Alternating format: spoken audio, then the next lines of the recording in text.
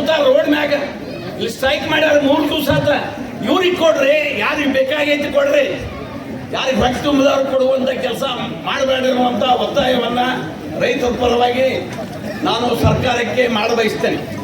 ಈಗಾಗಲೇ ಗದ್ದಿಗೌಡರು ಹೇಳಿದ central government ಸಹಿತ ಇದ್ರಾಗ ಪಾಲುದಾರರಾಗಬೇಕು.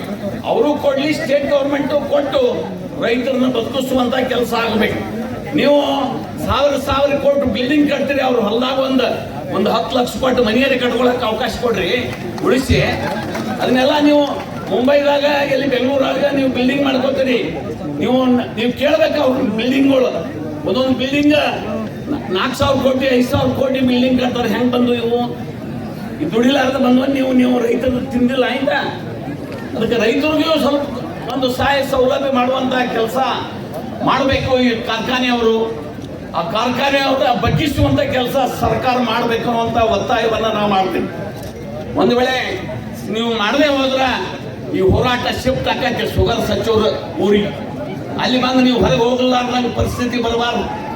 ಈಗ ಒಮ್ಮೆ ಹಿಂದಕ್ಕೆ ಹಂಗಾದ ಈ ಸೋಮಯ್ಯ ಬೆಂಗಳೂರು ಕರೆಸಿ ಆಗಿನ ಸಚಿವರು ಇದ್ರತ್ತ, ಅಗ್ರಿಗೆ ಸ್ಟ್ರಾಂಗ್ ಇದ್ರತ್ತ, ಕುಂಡಿಸಿ ಇಲ್ಲಿ ರೇಟ್ ಹೇಳಿ ಹೋಗುದು ನೀವು ಹೊರಗತ್ತಂದ್ರತ್ತ, ಜಗ್ಗಿಸ್ತ ಘೋಷಣೆ ಮಾಡಿ ಹೊರಗೆ ಹೋಗತ್ತಾವ. ಆಗ ರೈತರಿಗೆ ಲಾಭ ಅದ. ಹಂಗ ಮಾಡುವಂತ ಶಕ್ತಿ ನಿಮಗದ. ನಿಮ್ಮಿಂದ ಅವರು ಬದುಕಿದ್ರು, ಅವರಿಂದ ನೀವು ಬದುಕಿದ್ರು ನಮ್ಗೆ ಅರ್ಥ ಆಗವಲ್ಲ. ಅದಕ್ಕೆ ದಯಮಾಡಿ ಇದನ್ನ ತಾಳ್ಮೆಯನ್ನ, ರೈತರ ತಾಳ್ಮೆಯನ್ನ ಪರೀಕ್ಷೆ ಮಾಡಬಾರ್ದು ಅನ್ನುವಂತ ಒತ್ತಾಯವನ್ನ ಸರ್ಕಾರಕ್ಕೆ ನಾನು ಮಾಡ್ತೇನೆ. ಕೂಡ್ತೀವಿ, ಎಷ್ಟೊತ್ತು ಕೂಡ್ತೀವಿ. ಉಪವಾಸ ಅಂದ್ರೆ ಉಪವಾಸ, ಅಮರಣ ಅಂತಂದ್ರೆ ಅಮರಣ ಅಂತ. ಕರ್ನಾಟಕ ರಾಜ್ಯ ರೈತ ಸಂಘಕ್ಕೆ, ಕಬ್ಬು ಬೆಳೆಗಾರರ ಹೋರಾಟಕ್ಕೆ ಜೈ ಜವಾನ್, ಜೈ ಜವಾನ್. ಕೇಂದ್ರ ಸರ್ಕಾರ ದರ ನಿಗದಿ ಮಾಡುವಲ್ಲಿ ಮಾತ್ರ ತನ್ನ ಪಾತ್ರ ಮಾಡಿದೆ. ಯಾಕಂದರೆ ರಾಜ್ಯದ ಆಸ್ತಿ ಇದು. ಹೀಗಾಗಿ ರಾಜ್ಯ ಸರ್ಕಾರ SAP ದಾರಿಯನ್ನು ಘೋಷಣೆ ಮಾಡಬೇಕಾಗಿತ್ತು, ಮಾಡಿಲ್ಲ. ಹೀಗಾಗಿ ನಾನು state advisory price committee meeting ಕರೆದು ವೈಜ್ಞಾನಿಕವಾಗಿ ಇದರ ಬಗ್ಗೆ ಚಿಂತನೆ ಆಗಬೇಕಂತೇಳಿ ಮಾನ್ಯ ಮುಖ್ಯಮಂತ್ರಿಗಳಿಗೆ ನಾನು ಒತ್ತಾಯ ಮಾಡಿದೆ. ಪ್ರೈಸ್ ಲಾಬಿ ಹೆಂಗಿತ್ತು ಹಿಂದೆ, ಹಂಗೀಗ ಶುಗರ್ ಲಾಬಿನೂ ಆಗಿದೆ. ಶುಗರ್ ಕಾರ್ಖಾನೆ ಮಾಲೀಕರು ಸರ್ಕಾರದ ಮೇಲೆ ಹಿಡಿತ ಹೊಂದಿದ್ರು.